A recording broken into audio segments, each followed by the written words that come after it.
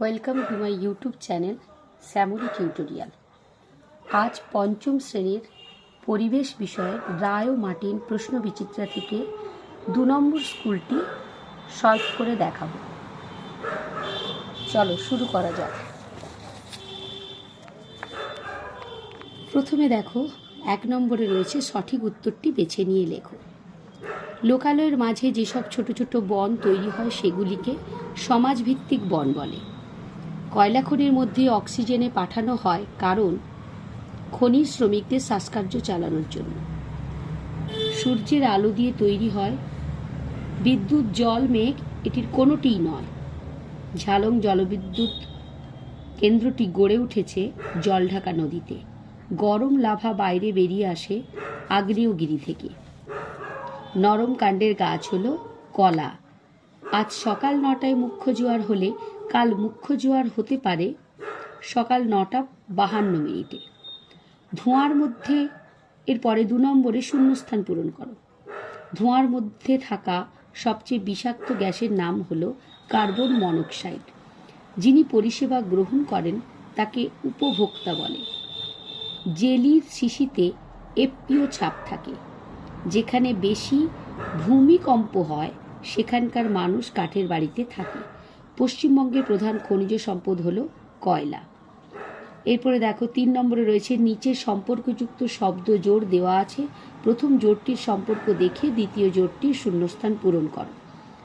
কাগজ চীনে, তালপাতার পুঁথি ভারতে। 2 নম্বরে আছে ঘূর্ণিঝড় আয়লা আর সুনামি জলোচ্ছ্বাস। এরপরে নিচের প্রশ্নগুলির এক কথায় উত্তর দাও। প্রথম প্রশ্ন, পৃথিবীকে এক পাক ঘুরে আসতে চাঁদের কত সময় লাগে? এই প্রশ্নের উত্তরগুলি আমি খাতায় করে দিয়েছি। প্রথম প্রশ্নটি দেখো, এই যে পৃথিবীকে এক পাক ঘুরে আসতে চাঁদের কত সময় লাগে? উত্তর হবে 29.5 দিন। পরের প্রশ্ন, মরা কোটাল কোন তিথিতে হয়? সপ্তমী ও অষ্টমী তিথিতে। কোন নদীকে কেন্দ্র করে ডিভিসি গঠিত হয়? দামোদর নদী। কেরোসিন কি থেকে তৈরি হয়? পেট্রোলিয়াম থেকে। বিশ্ব বয়স্ক দিবস কবে পালিত হয়? 1 অক্টোবর। শিশুদের লেখাপড়ার অধিকার আইন কত বছর বয়স পর্যন্ত? 14 বছর বয়স পর্যন্ত। মুখ্য জোয়ার ও গৌণ জোয়ারের মাঝে কি হয়? ভাটা। এরপরে রয়েছে বাম স্তম্ভের সঙ্গে ডান স্তম্ভ মেলাও। 2009 সালে এটি হবে আয়লা হয়। 1853 সালে দেশে যাত্রী নিয়ে প্রথম ট্রেন চালু হয়। 1854 সালে হাওড়া থেকে হুগলি পর্যন্ত ট্রেন চালু হয়। 1914 সালে মানুষ বহন করা রিক্সা চালু হয়। 2004 সালে সুনামি হয়। 6 দাগে রয়েছে নিচের প্রশ্নগুলির উত্তর দাও। এগুলি 2 মার্ক করে আছে, তাই একটুখানি বড় হবে। নৌকার হাল ও দাঁড়ের কাজ কি? উত্তরগুলি খাতায় করে দিয়েছি। নৌকার হালের কাজ, নৌকার হালের কাজ হলো নৌকা কোন দিকে যাবে তা নিয়ন্ত্রণ করা।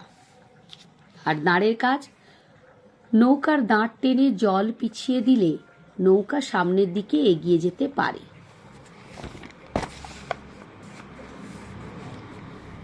পরের প্রশ্ন, রাস্তায় চলার সময় তুমি কি কি সাবধানতা অবলম্বন করবে? রাস্তায় চলার সময় নিম্নলিখিত সাবধানতা অবলম্বন করা উচিত। প্রথম পয়েন্ট, বড় রাস্তার পাশের ফুটপাত ব্যবহার করে হাঁটা চলা করা উচিত। পরের পয়েন্ট, যেখানে রাস্তার পাশে ফুটপাত নেই সেখানে রাস্তার বাম দিক ধরে হাঁটতে হবে। পরের পয়েন্ট, অভিভাবকদের যেমন বাবা বা মার সাথে ফুটপাতহীন রাস্তায় হাঁটার সময় তাদের বাম দিকে থাকতে হবে ও তাদের বাম হাত ধরে হাঁটতে হবে। রাস্তায় অযথা ছোটাছুটি করা উচিত নয়। পরের পয়েন্ট, রাস্তায় কখনোই অন্যমনস্ক হওয়া চলবে না। রাস্তায় হাঁটার সময় মোবাইল ফোনে কথা বলা, বন্ধুদের সাথে দল বেঁধে গল্প করতে করতে হাঁটা কখনোই উচিত নয়। পরের প্রশ্ন, জোয়ারের কারণ কি? জোয়ারের কারণগুলি হলো, প্রথম পয়েন্ট, পৃথিবীর ওপর চাঁদ ও সূর্যের আকর্ষণ।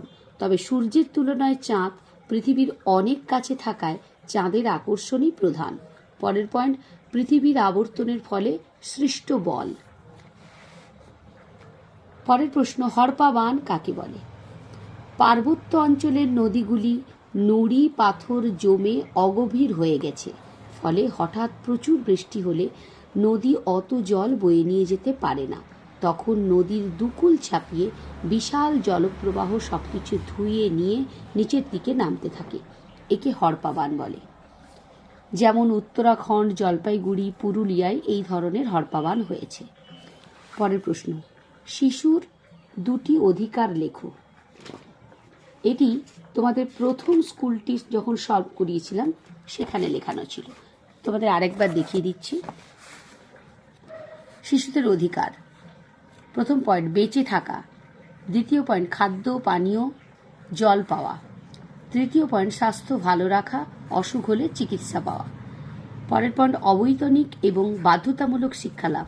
পরের পয়েন্ট নিজের নাম পরিচয় জানা ও প্রকাশ করা। পরের পয়েন্ট নিজের মত প্রকাশ ও আলোচনার স্বাধীনতা। পরের পয়েন্ট মারধর বা মানসিক পীড়ন থেকে সুরক্ষা। এখানে দেখো দুটি অধিকার চেয়েছিল, আমি অনেকগুলো অধিকারের কথা বলেছি, ওখান থেকে তোমরা যে কোনো দুটি লিখলেই চলবে। পরের প্রশ্ন, টারবাইন কি? টারবাইন হলো বড় পাখার মতো দেখতে একটি যন্ত্র। টারবাইন নামক যন্ত্রটি বাষ্পচাপের শক্তি দিয়ে ঘোরালে এই বাষ্পচাপের শক্তির একটা অংশ বিদ্যুৎ শক্তিতে পরিণত হয়, অর্থাৎ টারবাইনের সাহায্যে বিদ্যুৎ শক্তি উৎপাদন করা হয়। এরপরে রয়েছে 7 দাগে নিম্নলিখিত প্রশ্নগুলির উত্তর দাও। এগুলি 3 মার্ক করে আছে। চলো প্রশ্নগুলি লিখে দিয়েছি। প্রথম প্রশ্ন, আবহাওয়া কাকে বলে? আবহাওয়ার পূর্বাভাস কোন কোন মাধ্যমের থেকে পাওয়া যায়? প্রথমে, আবহাওয়া কাকে বলে? কোনো নির্দিষ্ট স্থানের নির্দিষ্ট সময়ের বায়ুর উষ্ণতা, আর্দ্রতা, বায়ুপ্রবাহ, বায়ুচাপ, মেঘাচ্ছন্নতা, বৃষ্টিপাত প্রভৃতি উপাদানের সামগ্রিক অবস্থাকে আবহাওয়া বলে। পরের প্রশ্ন ছিল, আবহাওয়ার পূর্বাভাস কোন কোন মাধ্যমের থেকে পাওয়া যায়? উত্তর হবে, আবহাওয়ার পূর্বাভাস খবরের কাগজ, রেডিও, টেলিভিশন ও ইন্টারনেট থেকে পাওয়া যায়। পরের প্রশ্ন, জলচক্র কাকে বলে? চিত্রের সাহায্যে দেখাও। এটিও তোমাদের আগের স্কুলে সলভ করা ছিল, তোমাদের আরেকবার দেখিয়ে দিচ্ছি। জলচক্র কাকে বলে? সূর্যের তাপে পুকুর, নদী, সমুদ্রের জল বাষ্প হয়ে ওপরে উঠে যায়। ওপরে উঠে ঠান্ডা হয়ে মেঘে পরিণত হয়। মেঘ থেকে বৃষ্টি রূপে জল পুকুর, নদী, সমুদ্রে ফিরে আসে। সূর্যের তাপে আবার পাহাড়ের মাথায় সঞ্চিত বরফ গলে জল এবং পরে বাষ্প হয়ে ওপরে উঠে যায়। এইভাবে জল কখনো মেঘে, কখনো বৃষ্টি, আবার কখনো বরফ রূপে আকাশ আর পৃথিবীর মধ্যে ক্রমাগত ঘুরে চলেছে। একে জলচক্র বলে। এই ছিল তোমাদের ছবিটি, যে জলচক্র। এই যে ছবিটা তোমরা দেখে নাও, স্ক্রিনশট নিয়ে নাও। চলে আসি পরের প্রশ্নে। সূর্যগ্রহণ কিভাবে হয়? সূর্যগ্রহণ কয় প্রকারের হয়? কোনো কোনো অমাবস্যা তিথিতে যখন সূর্য ও পৃথিবীর মধ্যবর্তী স্থানে চাঁদ এক সরল রেখায় আসে, তখন নির্দিষ্ট সময়ের জন্য চাঁদের ছায়া পৃথিবীর ওপর পড়ে।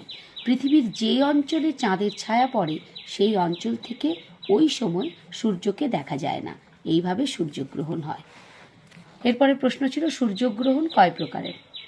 সূর্যগ্রহণের প্রকারভেদ। সূর্যগ্রহণ 3 ধরনের হয়, যথা 1 পূর্ণগ্রাস সূর্যগ্রহণ, 2 খণ্ডগ্রাস সূর্যগ্রহণ, 3 বলয়গ্রাস সূর্যগ্রহণ। পরের প্রশ্ন, চন্দ্রগ্রহণ কোন তিথিতে হয়? চন্দ্রগ্রহণের ছবি আঁকো। চন্দ্রগ্রহণ পূর্ণিমা তিথিতে হয়। আর এই হচ্ছে চন্দ্রগ্রহণের ছবি।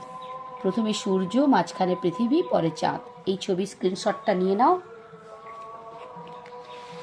এরপরে পরের প্রশ্ন, অ্যাসিড বৃষ্টি কিভাবে হয়? এর ফলে কি হয়? কয়লার ধোঁয়া থেকে carbon die oxide, nitrogen die oxide, sulphur die oxide প্রভৃতি বিষাক্ত গ্যাস থাকে হবে। হ্যাঁ, ঠিক আছে। কয়লার ধোঁয়ায় থাকে carbon die oxide, nitrogen die oxide, sulphur die oxide প্রভৃতি বিষাক্ত গ্যাস। এই গ্যাসগুলি বাতাসের জলীয় বাষ্পের সঙ্গে বা বৃষ্টির জলের সঙ্গে মিশে যথাক্রমে carbonic acid, nitric acid, sulphuric acid তৈরি করে। এইসব অ্যাসিড বৃষ্টির জলে মিশে অম্লবৃষ্টি বা অ্যাসিড বৃষ্টি সৃষ্টি হয়। অ্যাসিড বৃষ্টির ফলাফল। প্রথম পয়েন্ট, অ্যাসিড বৃষ্টির ফলে মানুষের দেহে নানা রকম রোগ দেখা যায়। 2, মার্বেল দিয়ে তৈরি স্থাপত্যে ক্ষয় দেখা দেয়। 3, গাছের ক্ষতি হয়। 4, জলাশয়ের জল আম্লিক হয়ে যায় ও জলজ প্রাণীরা মারা যায়।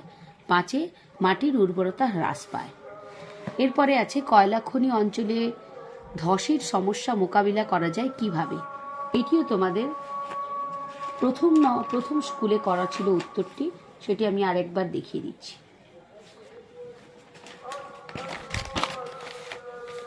এই যে কয়লা খনি অঞ্চলে ধস মোকাবিলা করার উপায়। প্রথম পয়েন্ট, কয়লা খনি অঞ্চলে থাকা গর্তগুলিকে উন্মুক্ত ফেলে না রেখে তাকে বালি কিংবা মাটি দিয়ে ভরাট করতে হবে। 2, কয়লা খনি সংলগ্ন অঞ্চলে প্রচুর পরিমাণে গাছ লাগাতে হবে। 3, কয়লা খনিগুলি থেকে একসঙ্গে অধিক পরিমাণে কয়লা না তুলে কয়লা উত্তোলনের একটি নির্দিষ্ট লক্ষ্যমাত্রা রাখতে হবে। এই ছিল আজকে তোমাদের সম্পূর্ণ ভিডিওটি। এরপরে তোমাদের পরের স্কুল নিয়ে হাজির হব। যদি আমার ভিডিওটি তোমাদের উপকারে আসে তাহলে প্লিজ লাইক ও কমেন্টস করো। আর যারা আমার চ্যানেলে নতুন তারা চ্যানেলটি সাবস্ক্রাইব করে বেল আইকনটি প্রেস করে দিও। আজকের মতো টাটা।